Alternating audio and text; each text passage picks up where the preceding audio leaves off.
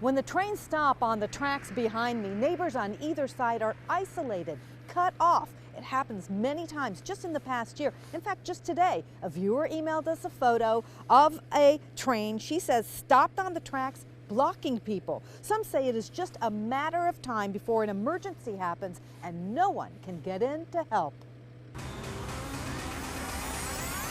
Butler County Communications, Dispatcher Parker. And there was a train stopped on our road. A frustrated woman resorts to calling 911. I know for a fact that that train is told never to block our street. A train dead stopped across the tracks for 1, 3, 6 hours. Last summer was 9 hours. It had us blocked. Stopped trains have turned 2 Hanover Township neighborhoods into virtual islands. The train stopped across Mormon Road, sitting there, not moving. Been sitting here for a while. Dartown and Hussey Roads both dead end, and when the trains block the tracks that cross the streets, residents are stranded. Some people that are trying to make it to work, they'll have somebody pick them up on the other side of the tracks, and they'll climb across the train while it's sitting there.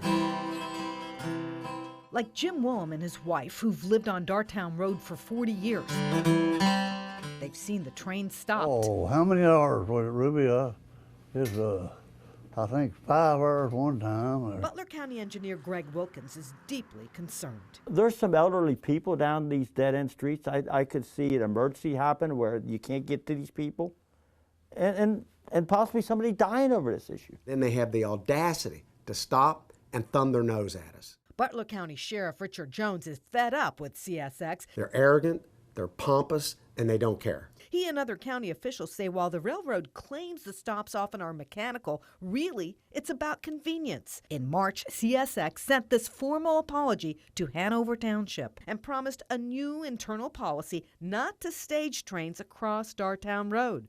But according to Butler County Dispatch, it's happened several times since then. The sheriff is trying to change the laws and thinks the only way to get the trains moving is to hit them with big fines.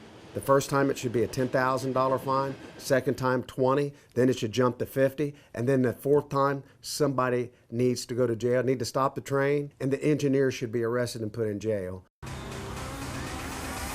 that fine is only $125 every time those trains block the neighborhoods. And we contacted CSX to see what they had to say. They apologized for any disruptions, and they had this to say: train crews and dispatchers have been briefed and instructed not to stage trains across the Dartown Road grade crossing. Now, you can read their entire statement on fox19now.com, and we're going to stay on this and check to see if this problem stops. Hagit Lamore, Fox 19 investigates.